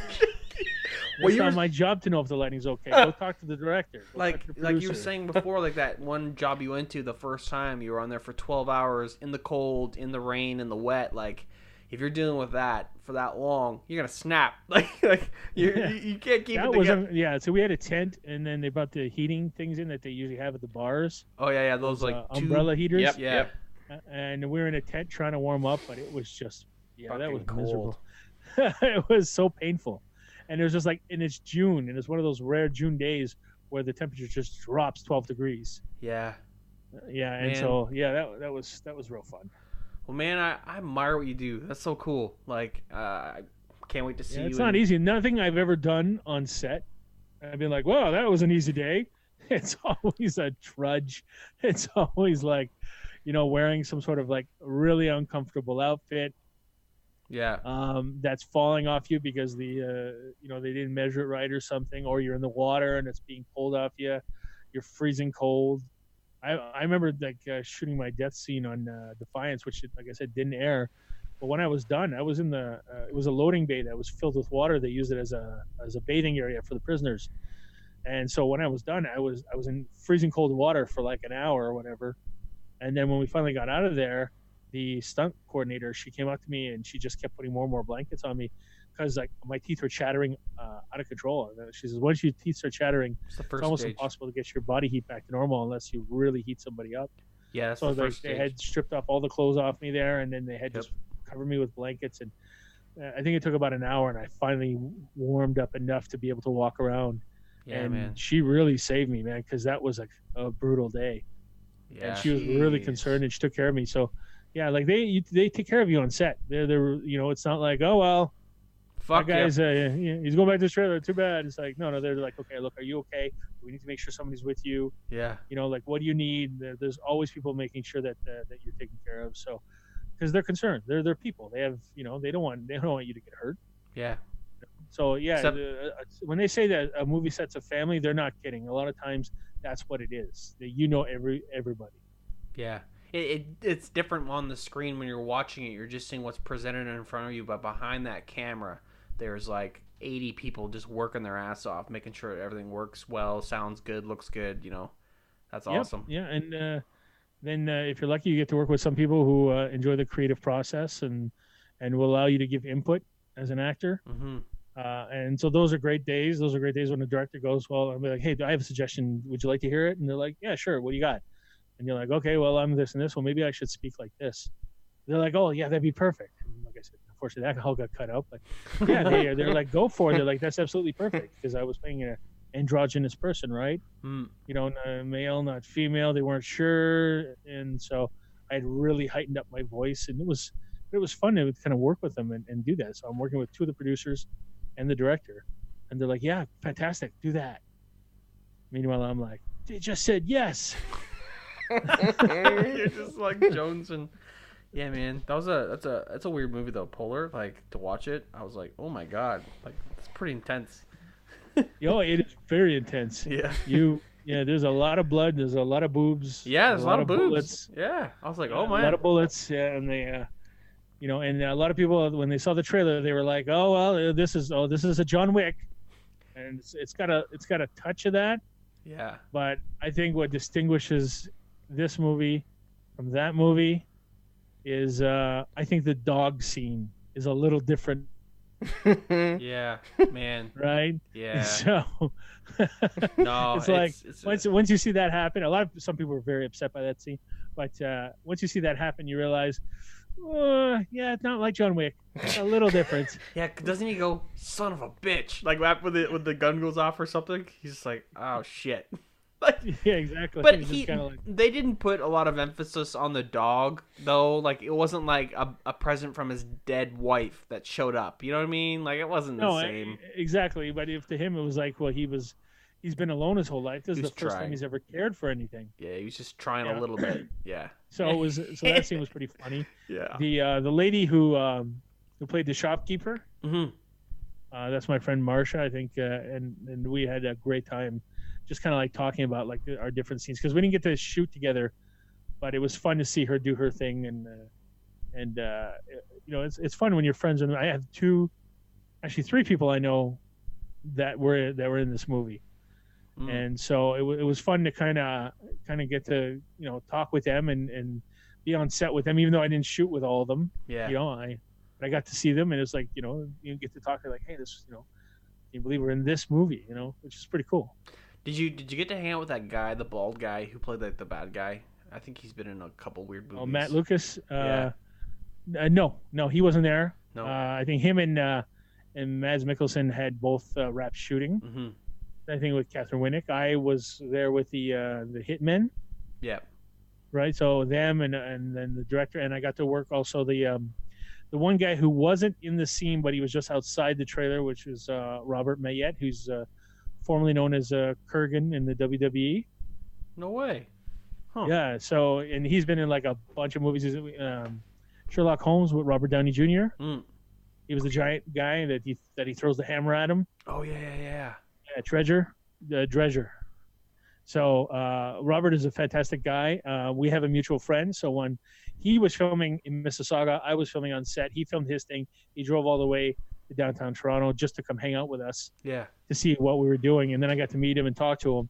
I met him before. I met him at a Fan Expo with our mutual friend, and then to sit down with him. I sat down with him for about an hour. We just shot the shit, and honestly such a great guy. He's a big dude. That's a big really dude. Excited to kind of hang out with him, and yeah, so it's amazing who you meet. You just never know.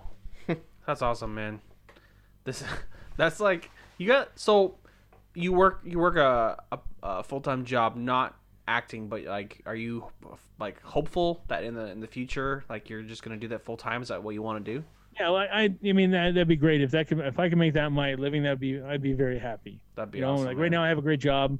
Yeah. It finances my dream. Mm-hmm. Right? And I have a great boss who allows me. I have a former great boss who just left. I got a new boss. He's also really cool. So if I have auditions or whatever, they kind of work with me. Oh, nice. That's awesome, man. And and so it's pretty great as long as I get we work it out between us. Same thing with like Robert. He I think he still works at the same factory. I think he might be I don't know if he's still working there anymore. But even for when he was doing all those movies like he wasn't doing Clash of the Titans, but it was a couple of those movies like that. There he was he was doing well for himself. But then he'd go back to New Brunswick and just work his job in the factory. We're awesome. Canadian actors, man. They don't pay us. You're not making wages. Millions. Yeah. Once you start getting into multiple things, they pay you a lot of money. Then you can look at doing that full time. But for now, I'll do it as it comes, and then put my stuff out there. And if it becomes my full time gig, then yeah, it'd be pretty great. It's pretty awesome. So you got your own podcast. You and your buddy, right? I do, yeah. So, like, how long have you guys been doing that? Like, is that, like, you guys have a bunch of episodes. Now going on, it's going to be 3 years, I think, coming up in a week or something like that. Holy moly. Do you do one every week? We do one every week. We're at 156 episodes. Whoa! Wow. I'm not quite up to 156 yet. What's that? I said it's the Roman Pod and Cast. Yeah. So it's myself, Roman, and my buddy Rob Cast. And since the word podcast has his name in it, we didn't want to call it the Roman Pod, Roman and Cast podcast or whatever. So we just came up with the Roman Pod and Cast. And what do you guys talk about? What do you guys hang out and do? Just like essentially we just it's all dick and fart jokes. Yeah, it's all it is. If you're like the worst, if you're like a huge immature person, well, this podcast is for you. Yeah. It's funny, man. It's Rob really funny. As a Tim Hortons conversation that we would have. This is essentially the conversations we would have. We'd sit down, talk about what's happening with us, and then we just start talking about I bring out weird news stories that he doesn't know what they're going to be. And then I hit him with the headline. He tries to guess what it is, and then we kind of fill him in with the story, and then we just kind of have fun with it. I was going to ask you. I was just about to ask you. Does he know beforehand the ads that you pick? No, he doesn't know anything. That I'm gonna, Jesus. In 3 years now. And, the funny is now I think the newest thing on Facebook is, hey, Google Florida man and your birth date. And it's because Florida actually records all the criminal activities and publishes them. What? Mm-hmm. Right? So everybody's like, oh, Florida man. I'm like, Florida man? That's my podcast for the last 3 years. You just forget Florida man. It's Yep. mostly the United States, but some in the U.S. Mm. And they're usually the craziest stories and then we just have fun with it. And it's worked out. Like I said, consistency is important when it comes to podcasting. Mm-hmm. Yeah. So we started learning from a lot of the guys who have been doing it for a while. Mm-hmm. And there's a couple of them that we learned from that we've actually surpassed episodes now. Yeah. Because we are putting one out every week. And even if we don't put one out, we'll put one out that says, sorry, we can't put one out this week because let's say I'm on set. Yeah. Right. Yeah. Or we get a chance to pre-record a couple. Yeah, I was going to say, do you bank some? Normally, we don't try to. We'll only bank it if somebody's going to be out of town. Mm-hmm. Yeah. Because our opening banter talks about stuff that's happening. Yeah. Mm-hmm. Yeah. Yeah, right? it's current. But we don't talk politics and we don't talk religion. Yeah. Mm-hmm. Mm-hmm. Right? Our show is about if you want to, whatever you want to do, we don't care what it is on the weekend. As long as you show up for work Monday morning and everything you did was consensual and with somebody of consenting age, we don't care. Mm-hmm. Right? So we stress that. So if you're into hairy midgets on trampolines who like riding mini bikes, in leather, if that's your thing, that's cool.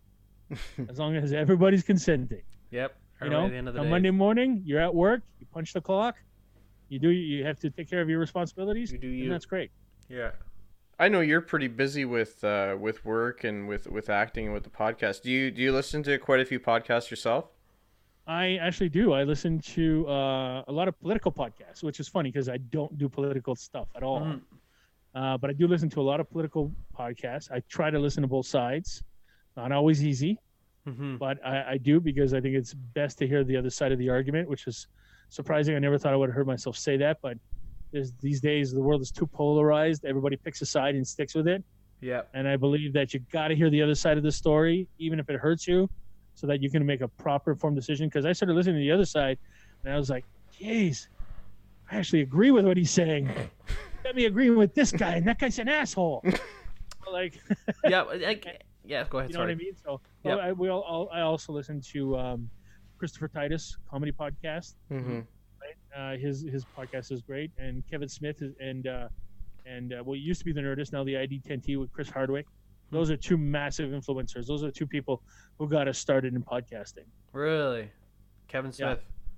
Kevin Smith and Chris Hardwick. Chris was he's, Kevin was like, man, just do it, and Chris Hardwick was like, look, if you got it, he's like, just do it, even if it's garbage. It's going to be garbage.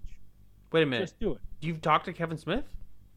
No. You Rob's mean seen him live, in but I mean, general, like, yeah. this is what. Yeah. This is I what get it's you. about. I get you. Basically, Okay. that's their I was gonna say, holy shit. So I'm like, wow, man, that's awesome. So Yeah, well, who knows? I might end up one day I may end up on set with him. You That'd never be know. awesome. Mm-hmm. yeah, he's a good gent. Episodes of The Flash and Supergirl, and that's all in Vancouver, so you never know. Yeah, man. So have you listened to any of our podcasts besides just hanging out with us on this one so far? No, I haven't had a chance to hear anything Not- yet. I was. That's my all right. I life's was a little gonna crazy. ask you. So sometime if you could give us a little bit of feedback, we'd really appreciate it. Oh, what that'd we be do. amazing. Oh yeah, That'd I'll be listen to your amazing. stuff. Absolutely. Yeah. What number is this? What episode is this? 13. This is number 13. 13. Okay, yeah. So you guys are on your way. What we did was, if anybody's listening and they want to start their own podcast, this is what you need to do. You need to sit down, figure out what you want to do as your podcast, record something. Yep. All right. Yep. Now, what you record that first episode, throw it away. It will be garbage. That's a bad. Well, we've already Yeah, had we- a shitty start because actually, we published the first Yeah, one. we And Rob and myself did 4 episodes before publishing anything to make sure that we really wanted to do this. Mm-hmm. And that first episode, that's a lost episode now. No, we're not. We never aired it. Our first episode was actually our second episode we recorded because we kind of got all the bugs out. yeah. Yeah. Right. Even if you're like, well, I don't have music, don't use anything copyright. Yeah. Yeah. Right? Because more popular podcasts get, they're like YouTube, they're going to start cutting down everybody who has copyrighted music. Mm-hmm. Right. So don't do that. We made sure not to do that from the start. Yeah, no, And just- I grabbed a non-copyright little instrumental. That's what the Yes. first thing I looked up when I was looking into doing it. That's exactly. I actually heard that on your podcast. I'm kind of behind because I download them and I listen to them at work, so I kind of download them ahead. And I remember the one you were just talking about. You guys were talking about that copyright music. Yeah, we started with, I think our first one was like a free drum beat from GarageBand. Right, and for a long time, and then we got a buddy from back home. We said, "Hey, can you record us opening music?" And that's the one we currently use. Right, Cool, man. but it's like anything else. We're looking at changing stuff. So before it was just like the music would start, we would just start talking, and so now we do an intro about that kind of plays on everything that we're going to be talking about. We do and then and our episodes are all named by grabbing one word from a couple different news stories and slapping them together. Mhm. Like golden Mhm. fish or Mm-hmm. whatever. So so we just like to have fun with it. But the most important thing when it comes to podcasting is be consistent, Mm-hmm. right? So if you what day do you upload your content? Friday nights. Every other Friday night. Every other Friday night. All Yep. right. So don't miss a Friday night. Yeah. Yeah, no. We've been. We look forward to it too. Yeah. Like we build up to, as you probably saw on our Instagram, we built up to it over the last couple weeks, and we're both of us are we look forward to it, and we are consistent with the time. We're pretty sticklers with the schedule. So far that's pretty and good. but the thing is that right now you're recording it. You also have to cut it, edit it, right? And then upload it. Yep. So what we do is we record on Saturdays, Sundays, or Mondays, sometimes a Tuesday, so that it gives Rob enough time to cut the show together and upload it for Wednesday. Mm-hmm. So giving yourself that buffer Yeah. helps. Yeah, that's Right? Because true. if something comes up That's and you true. miss, you're like, oh, I got a phone call, I had to leave the house. Mm-hmm. I didn't get a chance to cut the show together, and I didn't upload it on Friday night. So, Mhm. Yeah, I hear you. so it's always good to give yourself a little bit of time. Yeah, that makes sense. Yeah, we try to, so even if like we'll try to do it every Friday night. And if we do an earlier one Friday night, we still won't upload it till around the same time, and we just let people know it's usually up by around midnight on the Friday night, Saturday morning. Yeah. By Saturday, people are listening to it, so that's usually what That's we do. good, yeah. So I think we're doing Wednesday, 3 p.m. Eastern, and that ends up by being 8 p.m. Over in the UK, because we got our followings, seems to be all over the world. wow, that's awesome, man. Yeah, it's pretty crazy when you look at the stats about who's downloading where. Like, I can't see people specifically, Yeah, you can but I see can tell what countries are downloading. Where do you look up your stats? What programs do you look at your stats under? Where we upload it is to Libsyn, Mm-hmm. Liberated Syndicate, and then in that they have tools that you can pay for, Mm-hmm. like an extra $5 that shows you your map and where you're downloading to. Cool. And so it's pretty interesting. Like the states in Canada, they give you a breakdown of the states and provinces, right? They do the same thing around the world, but mostly it's kind of general. Mm-hmm. It's pretty wild when you realize that somebody in Azerbaijan is downloading your content. Wow. Jeez. You're like, look at Rob. You're like, hey, dude, somebody in Azerbaijan is downloading us. He's like, man, I don't know what they're hoping for, but What are they gonna get out of this? Well, man, I hope we can eventually get to hope that it's kind an of point. expat and he comes back next month. Because it's pretty crazy that because we put out a couple photos of all the flags of the world that have downloaded our podcast at one point. So it's pretty fun to see that there's people around the world that either are from those countries or are from here and they want to hear something from back home. Yeah. Yeah. Do you have you guys ever thought about getting into like that advertising side of it? We felt from the beginning that we weren't going to get into the Patreon side Yeah. and the advertising side. Now we do a little bit of advertising, cross promotional stuff with the Emotionally 14, which is our friend Rob Wade out in the UK. Mm-hmm. He sponsors our program, and we just do promotion for him. Yeah. And then we have I think it's the Red Rocket Comics in Cambridge. That's Rob's friend, and as a kind of a cross promotional thing, and he basically has our cards and he tells people who comes to his shop about our show. Yeah. But we felt that when it came to money wise, we don't need to get funded. We Yeah. both have good jobs, Mm-hmm. and we didn't want to have to worry about that side of it and compromise anything. Yeah. Right? And if somebody showed up and said, "Here's a bucket of cash. Talk about anal bleaching." I'm like, "Oh, fine. We love anal bleaching." But nobody's showing up with a bucket of cash. Yet. Well, there's that big podcast, Your Mom's House, with Tom Segura and them, and they got sponsored by McDonald's, and then they had one video on there that McDonald's just they lost their mind, and then they pulled all the funding because of that one video.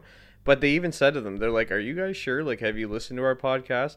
And it was, I think they tried to regulate it, and they're just like, no, we're not regulating it. So you're either in it or you're out. We're not changing it. Yeah, I mean, like Harry's.com, they do a lot of promotional stuff for a lot of podcasters, and then was it Dollar Shave Club, and there's a lot of those that because not all podcasting is men, but there's a big majority that are men. There are women who are getting into it. Yeah.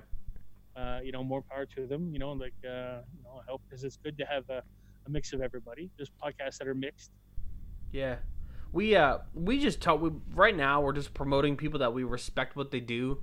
We're not expecting anything on our end. We appreciate them as people, and we've heard their stories, and we're like, you know what? It'd be cool if they're supported in what they do. So that's basically our end. But it's people we know do personal that as well, too. It's just it's like I said, we didn't care for the let's go spend a bunch of money or try to get a bunch of money to get rich off this, because we just felt till our numbers really hit insanely high numbers. Like I think Christopher Titus is doing 20,000 downloads a week. Whoa. and Joe Rogan's doing like 1 million. Yeah, or Oh something man. like that. Oh yeah. Yep. You know, like it's something crazy. Like until we hit numbers like that, which we may never hit, we're not going to worry about it. Yep. So, you know, like I said, if somebody decides to offer us a product with some cash, yeah, okay, great, but we're not gonna chase it. Yeah. There's no sense. And we just have fun with it. Like for us, it's a lot of fun. We right from the start, we're like, you know what? I want to do this because it's fun, and then it actually gives us a really cool opportunity to bring friends on where they have cool stories. Or like we brought a buddy on I haven't seen in like a bunch of years. First time I've seen him in so many years, and he just came on. We were just shooting the shit, and it was just cool to see the evolution of his thinking and what he's been up to. And like it was it's a natural conversation, back and forth, laughing and telling old stories, and that's just our thing. Yeah. We just bring people on there. And that's good. That type of stuff we love doing because, you know, it benefits. We even tell people, they're like, look, if you have a podcast and if you're doing something that's helping people and you want us to promote it, let us know. We'll put it out there. We don't mind. Mm-hmm. You know, we're not looking for payment. We're just we'll help push your stuff. And sometimes people reach out to us and sometimes they don't, but it's all good.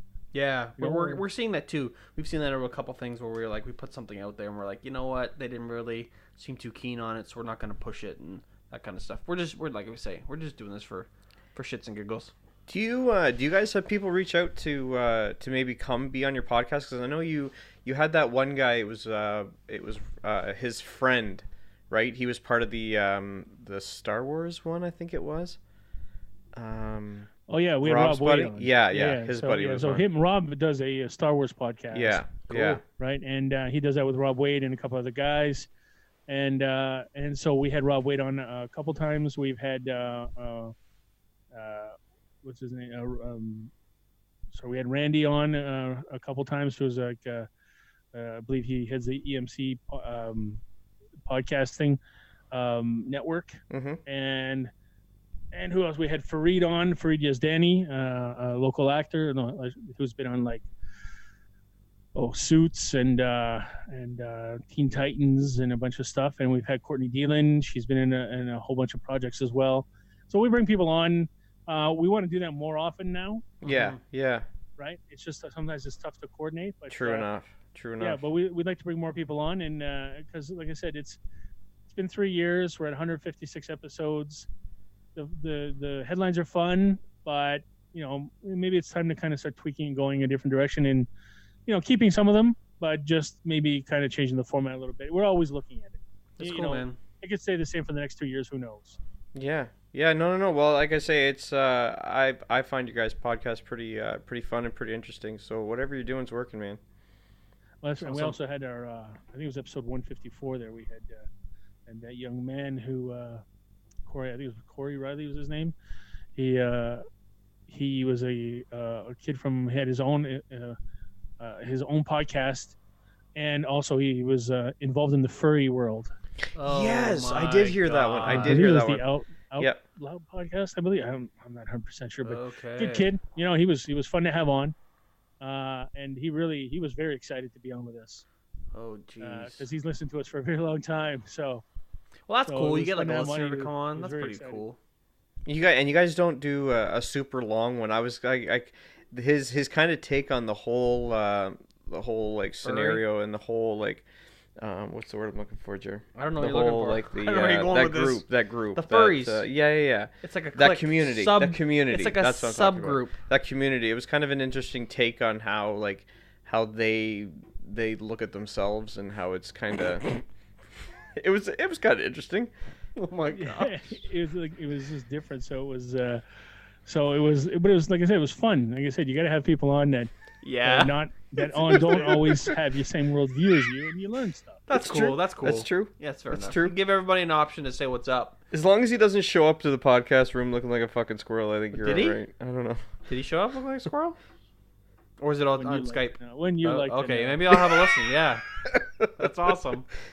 That's good for him. Reach for the stars. Yeah, he's just kind of like was kind of dipping his toe in the world, and His paw, you mean? But he's seen paw. He's seen like Jesus. the extreme of it. Sorry. That's cool, man. Sorry. Oh my god. Hey, everybody's different. Oh, Everybody man. does their own thing, man. Whatever floats your That's boat. what's up. That's what's up. That's what I said. As long as you show up Monday and you punch your Yeah, clock, man. Right? Yeah, punch your time Nobody's card, and then hurt. you're ready to go. Whatever you want to do. Yep, it's all consensual. Full circle, all good. All good things. Oh, jeez. Well, man, thanks for coming on. Seriously, like, I was looking forward to this podcast since Ernie was like, dude, we're gonna get Roman to come on. I'm like, who's this Roman guy? And they told me all about you. I'm like, Yeah. oh my gosh, this is gonna be awesome. So we were just like, I was so stoked to get you to come on, and thanks for talking to us. Do I got time to tell a quick story about when I first like actually had a conversation with Roman? One quick story. I don't know if you remember this, but we were in, it was the first time I actually had a conversation with you because you were just running off the field there, and then I think we went out for a couple beers after that. But it was the night after the Super Bowl, and we were heading out. So we're in the van, and you're showing me around downtown. I think you were still in the Scarborough area, and you're in the front of the van in the car, and you're like, so how's it going? I'm like, I'm good. You're like, you got a girlfriend? I was like, yeah, I got a girlfriend. You're like, she got big boobs? I was like, well, yeah. You're like, can I see them? Oh, man. I just about pissed my face laughing. I was laughing so hard. Oh. Yeah, I told Jeff, I said, he's like, Ernie, he wants to meet you and all that. And I said, okay, just watch. It's just going to make him a little more uncomfortable each question. And it's just everybody's like, yeah, okay, sure.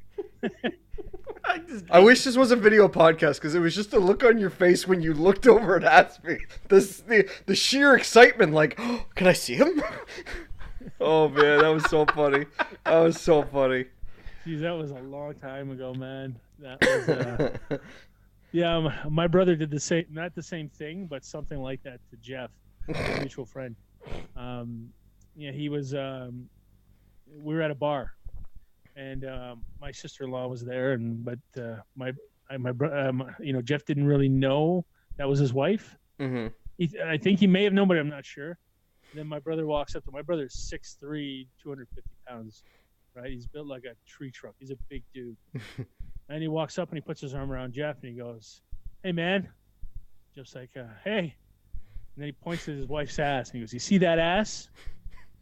And then he's like, "Yeah." He goes, "I get to fuck that ass tonight." What? Like, What? And Jeff didn't know what to say. He's like, okay. He's like, "You just remember that." And then just kind of lets him, we hit him like in a headlock and just kind of let him go. You remember that. Oh my god. Oh, wow. Poor Jeff. And he did it so aggressive and everything. And then when my brother turned around, he's busted out laughing, knowing that he just kind of messed with Jeff. So yeah, we got a tendency to kind of do that a little bit. It's all right, man. Oh, that was so funny. It's a good way to say hello. Yeah. Oh, man. The first time he met my brother, he's this giant dude who's got him in a headlock. So you see that ass? Yeah, fuck that ass later. And Jeff's like, okay. Have fun with that, sir. Well, Jeff's just probably appreciated that he wasn't saying it was going to happen to him being that big. Yeah, that's the thing. Prison right? rules. And then he got to know my brother, and he realized, it was all in jest, and it was, again, if you're gonna mess with somebody, mess with them. Yeah, no, that was pretty good. Yeah. Anyway, man. Yeah. Right next on. next time I'm on, we'll talk motorbikes. Definitely. Yeah. I should have called you. I got rid of mine. No. Yeah. Well, I got two little ones, man. I don't have much time now, so especially with work, but We'll maybe get back into it in like 10 years. Oh yeah. Like I still am. I know a couple people that are pretty are bike enthusiasts, so we kind of hang out with them. It's and okay. We'll get some. I'll tell you what. We'll get a couple mini bikes. There we go. Right, and so instead of going to Sturgis, we'll just go to Sturgeon Falls. Well, I was gonna say we can go Dairy Queen. I'm good for a ride for that. If on a mini bike. Let's start off with Dairy Queen, then we'll work With like our some way. freaky 70s music. Bounce. Oh yeah. Bounce. Yeah. in full biker gear, like Harley biker gear with vests and everything. With your You two-stroke have like engines. the old-fashioned helmets there with the double lenses and and the supple, I can see this is where this is going already. I'm Nice. telling you, that Nice. is a good time right there. Okay. Anyway, Right on, man. thanks, Roman. Thank you. Thanks for sitting down with us. It's awesome, man. Appreciate it. Yeah, thanks for having me on, guys. Have a good time. Anytime, man. Right on, You're buddy. welcome. All right, man. Cheers. Have a good day. Later.